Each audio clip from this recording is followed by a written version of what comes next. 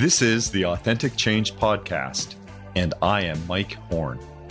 Authenticity reflects what we want from each other and our organizations: open communication, trust, community, fun, and opportunity. I want to help you to do your best in your personal and professional relationships. This podcast delivers expertise, insights, and approaches on authentic leadership, to live your purpose, to lead from your values, to establish connected relationships, to steward people and culture change, to build and sustain prosperity, and to open doors and possibilities. This podcast will assist you in paving the way forward to personal, team, and organizational prosperity. Welcome to this edition of Authentic Change. I am so delighted today to have as our guest Chris Simpson. And Chris Simpson is Vice President of Customer Success at Direct Commerce. And it's just a joy for me to have Chris on today's episode, because as I met Chris at a company called Brocade Communications, he was a person who really cared about what we were about, what we were doing. And he demonstrated that in the way that he approached us at that time as his customer, and really formed a lingering impression on me about the kind of care that someone who might be engaged in a sales activity or some other commercial activity can extend to another person that really connects them to a greater purpose. And it's for that reason that I thought Chris would be such a great guest, and it will be a great guest on today's episode of Authentic Change. So, Chris, I'd like to welcome you and thank you for taking time out of your day, and I'd like to have you say a few words to our guests about and our listeners about you. Definitely. Thank you, Mike. I appreciate it. I'm really honored to be here and so excited to have continued to stay in contact with you over the years. I think we actually had our initial conversation over lunch the first time when I came down to Brocade and met with you. But I really appreciate the kind words. I've been in enterprise SaaS for about 20 plus years. In a myriad of different organizations and different roles, a lot of it in sales, actually. I spent a good part of time at IBM, Skillsoft, Demandbase, and now, as you mentioned, I'm at Direct Commerce. And the thing that, and I'm now Vice President of Customer Success, so I moved over to the customer side, but I've always had a common thread amongst all of my roles pertaining to really building long-lasting, solid relationships with my customers. And whether it was in sales or whether it was in service or other roles, that's the underlying sort of common thread. So I'm really excited about the role that I'm in now and really having an opportunity to make an impact on my customers and my team. It's a demonstration on the focus of relationships, which I think underlie the heart of all authentic leadership, is the ability to form a relationship, to have an appropriate sense of who you are and an awareness of yourself before you can engage authentically with another person. And Chris, you demonstrate that so well, at least in all the experiences and the encounters that I've had with you and continue to have with you. And Chris, I'm just wondering, I want to pick up on, you described organizations of such varying size, IBM to different, but let's get back to our question around authenticity. And what does authenticity mean to you? And then I might take it in some directions about how that shows up in organizations of varying sizes. So, Chris, how do you think of authenticity? Yeah, it's a great question. I mean, and I did give some thought to it. I think, first and foremost, it's really being real. It's being true to who you are in your interactions. And I think having enough sort of confidence and feeling confident in oneself to show up as a real individual and an authentic individual. Honesty and trustworthiness, I think, is really key there as well. I truly believe that you can see through those things and identify that people who are really not being honest with you. And so I think bringing those characteristics really drive authenticity, at least in professional relationships. And I would say it extends into personal relationships as well. I think you have to match your talk with your walk. And I think that's difficult to distinguish in our intimate relationships and in our professional relationships, though the quality of feedback is something that's always going to vary. So, indeed, yes. That's one thing that we have to consider in all of this. But I'm also, trustworthiness is something that we earn from others. Yeah. And I was also thinking about your comment relative to honesty. People often ask me, Chris, they say, Mike, is it okay to tell a small lie or a fib?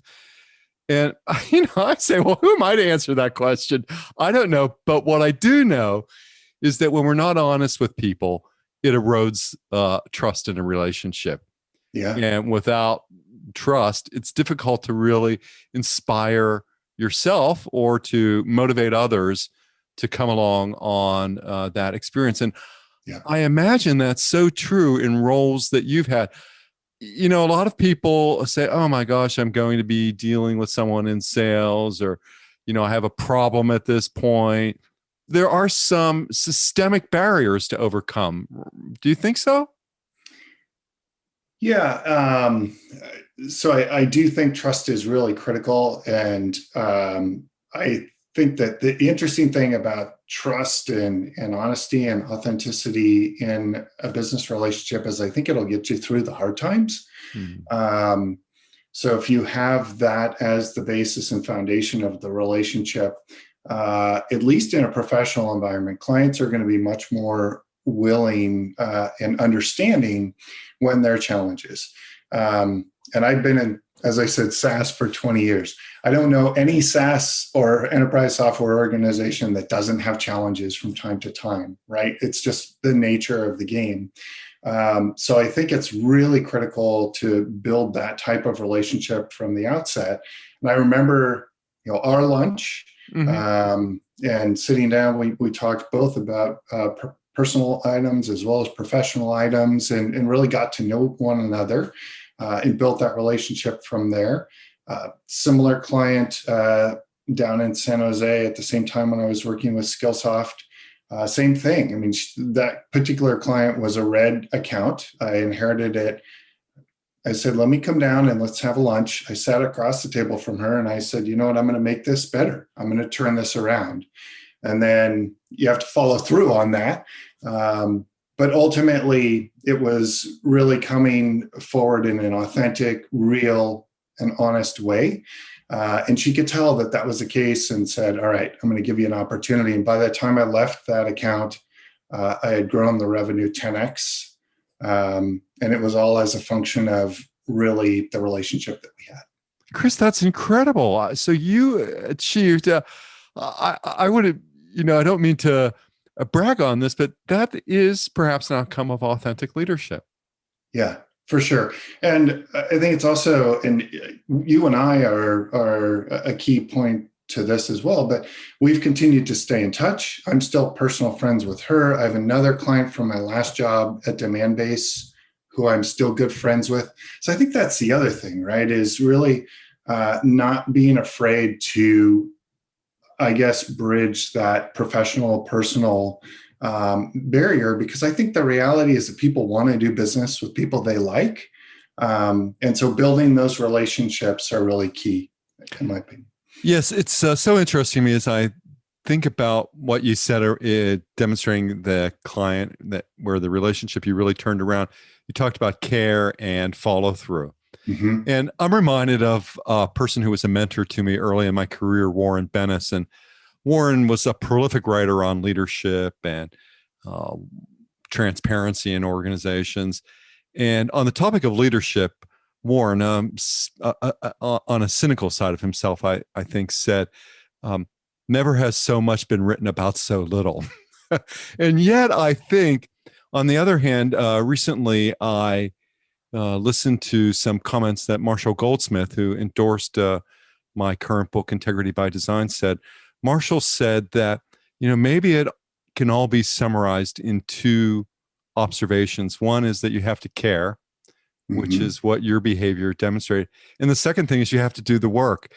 And, just Yeah. given that so many people miss on either one of those, right?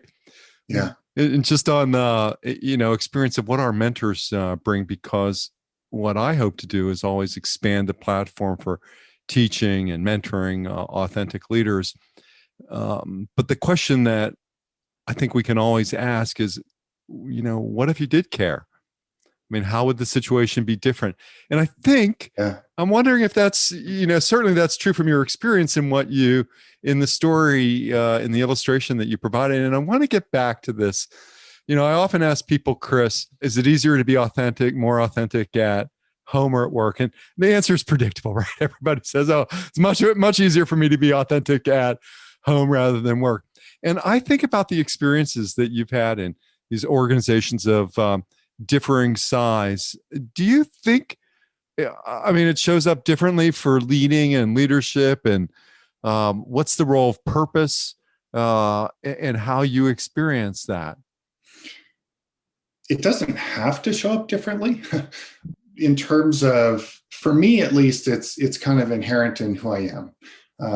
And I think you sort of have learned that about me. Mm-hmm. I think it comes from, I was thinking about this a little bit. I think it comes from a place of really being true to who you are, kind of tapping into what your passion is, and not being, as I've told a lot of people recently, being unapologetic about that passion, right? Mm-hmm. And for me, that's really clients and building client relationships and serving my clients. In the last interview for this job, I was really unapologetic about that in the interview process. And my managers loved it.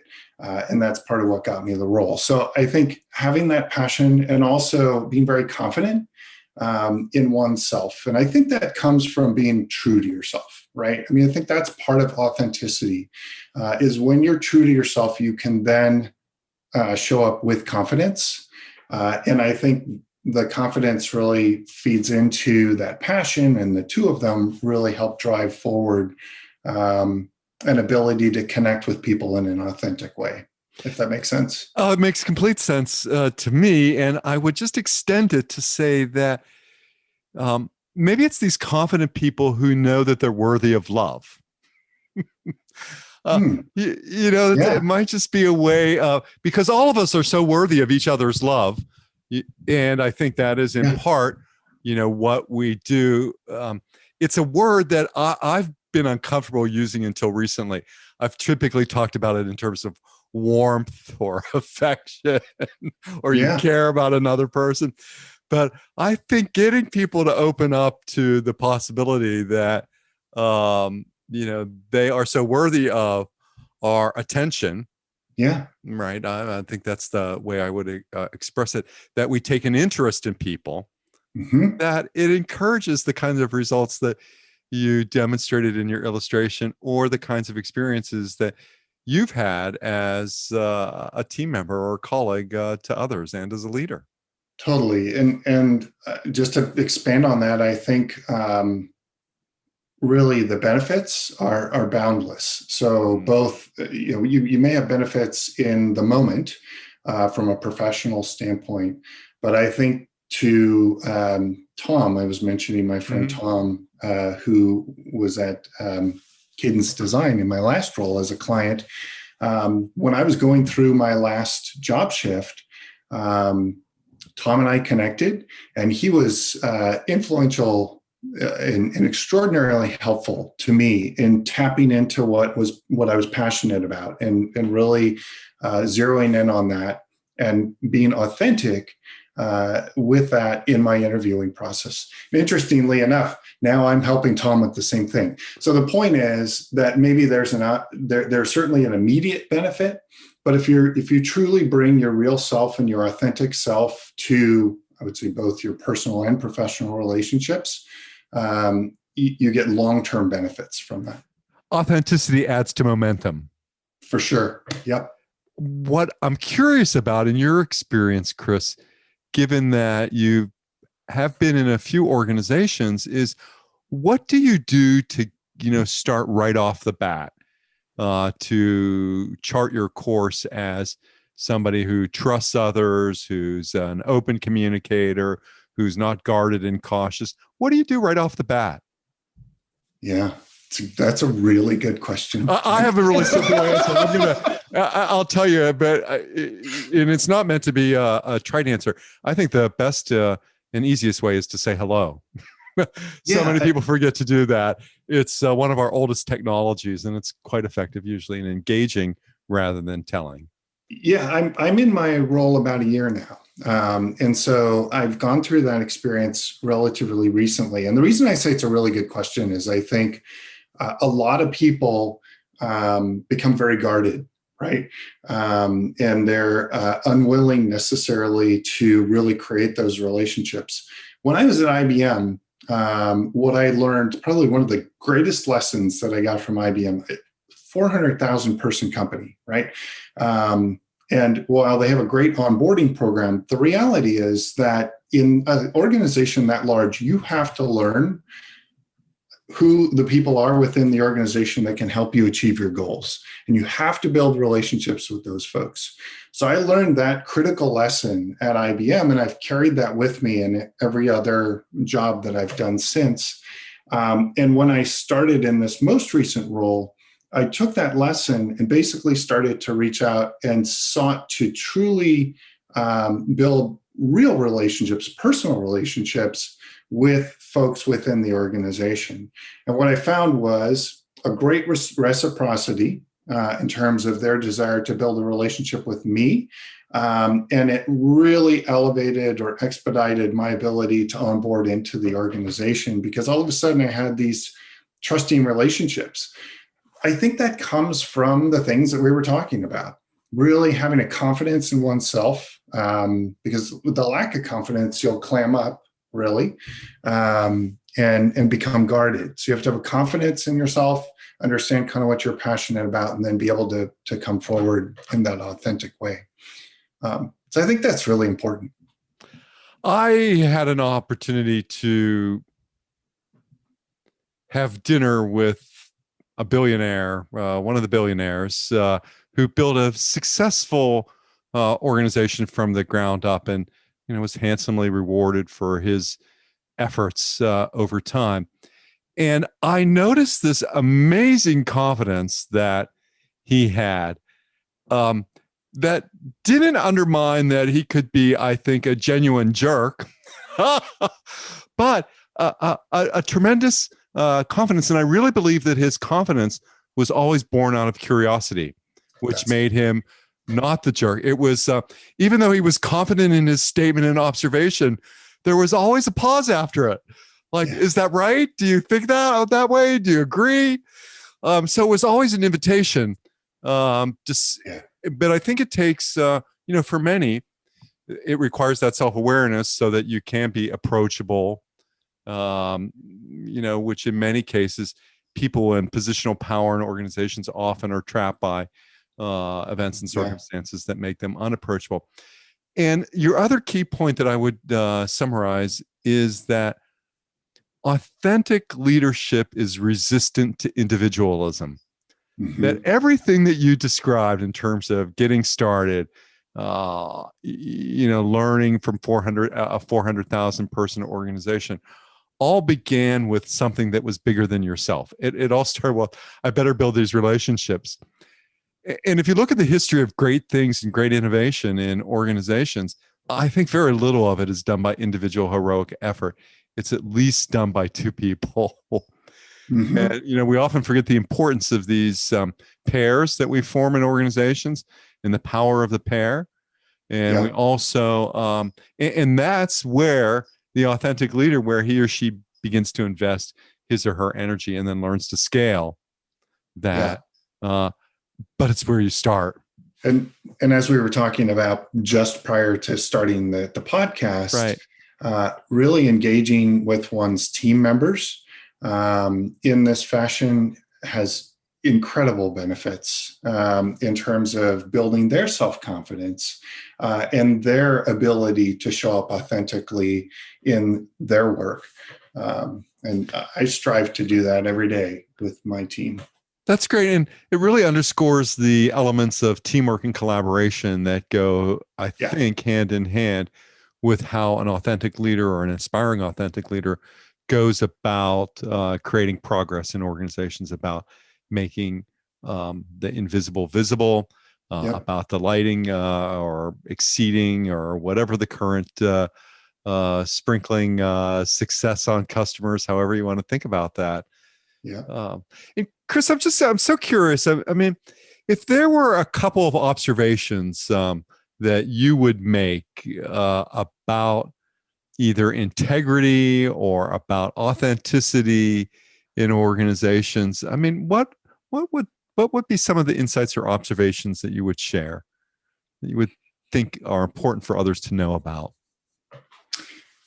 I think, so we've talked about some of them here, but just to kind of underpin them, I think that organizations as well as people need to really understand what drives them and what they're passionate about, right? That is really important. And that's a lesson that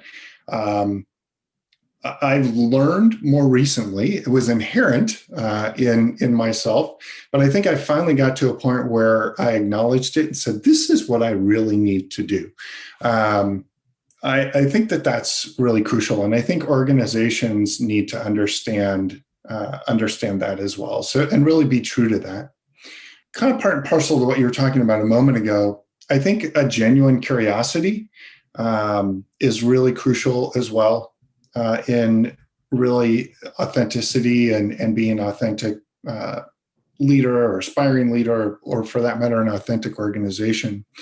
So truly listening and truly seeking to understand. We could do that in our personal relationships as well, right? I think that's really crucial.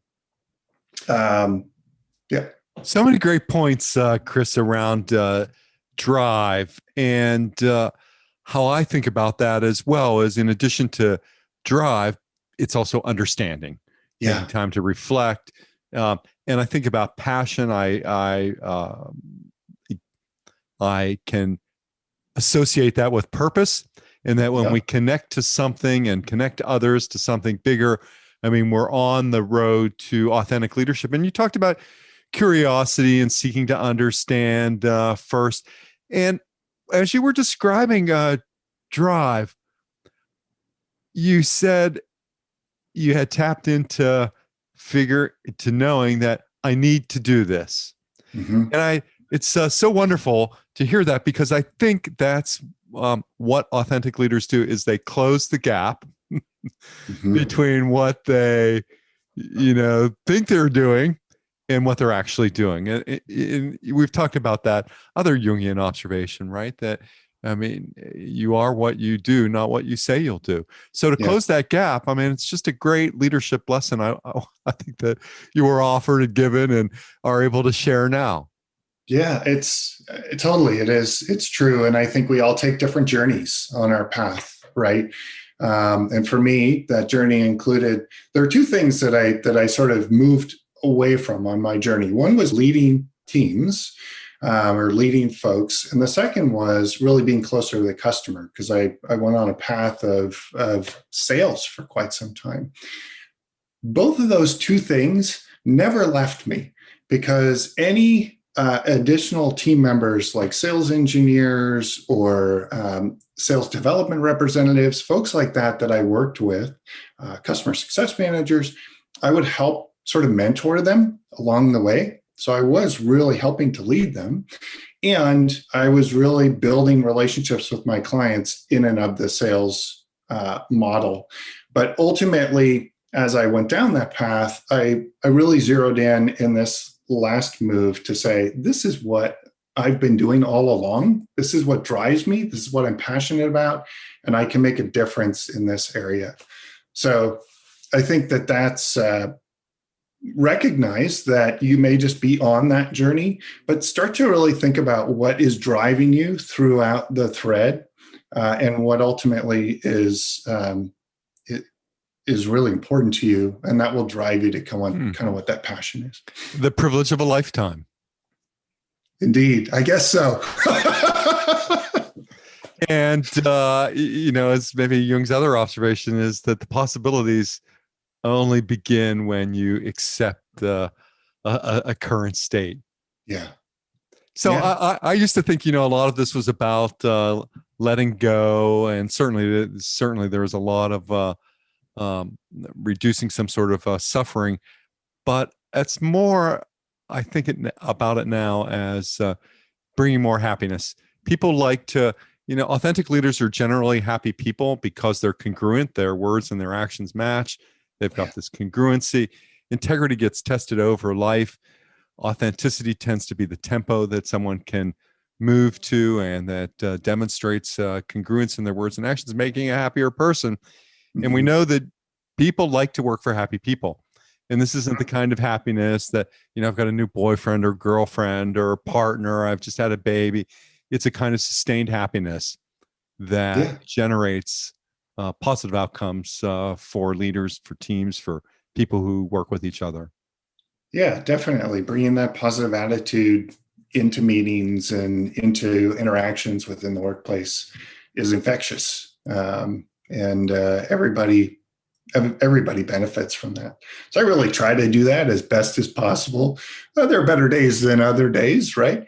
And that's just being a human being. But I think if we really strive to, my goal on a daily basis is to try and make the world a better place for those around me. And whether that's my clients or whether that's my team members or whether that's coworkers, and in whatever format that comes, maybe it's mentoring them, maybe it's having a conversation about something exciting that's going on in their life, maybe it's solving a business problem moving forward. But I feel like if I'm doing that on a daily basis, and that's kind of my goal, I'm helping make the world a better place. And that sounds very cliched, but I think we really need to focus on it, frankly. And that's part of what I love about what you're doing, Mike, is I think, you sort of tapped into the need for that. I think the pandemic kind of really shone a light on all of that too, quite frankly. And that's a whole nother conversation we could have. But and all of these skills will become more critical as we return to something new. Yeah, because it's not going to be something familiar, right? It's not going to be the same. Yeah. And the reality is that I think that desire to connect, that desire to have a relationship, which I think really became very evident throughout the course of the pandemic, that isn't going to go away. And I think organizations and leaders that tap into that and that understand that are going to strive in the long term. And those that are trying to sort of do business in the old way, my personal opinion, are not going to be successful in the long term. Chris, it's been so wonderful to hear your ideas and your experiences and your illustrations of what it means to work and live authentically, and how you're a person who's living your purpose. You're living your passion at this point, and that is nothing short of contagious. And I mean contagious in a good way, not in the way that we've heard it described over the last 14 months. Right? I thought about that as I said it. Not in that way, but contagious in a good way. Absolutely. And Chris, I'm wondering if our audience would like to get in touch with you. How would they do that? Yeah, so I'm always on LinkedIn, so you can find me at Christopher Simpson on LinkedIn at Direct Commerce. You can find me on Twitter at csimpson71. Or if you really are passionate and want to reach out to me and connect, you can certainly email me at csimpson, that's CSIMPSON, at directcommerce.com, and I'd love to engage. Chris, thank you for your offer to connect beyond the podcast and for your generosity in expanding and exploring on the ideas of working and living authentically and with integrity. I've been so honored to have you as a guest today, Chris, and I wish you continuing success on your leadership journey, and again, extend just many thanks for your participation in today's episode. Thank you, everyone, for listening to today's episode of Authentic Change with Mike Horne. I look forward to your comments and feedback as we move forward. And once again, thank Chris. Thank you very much, Mike. Appreciate it. Thanks for listening, and I hope you'll subscribe today and tell a friend about our show. If you're looking for hands-on help to increase your success through authentic change, or have a question you'd like to hear me answer here, please email me at mike@mike-horne.com.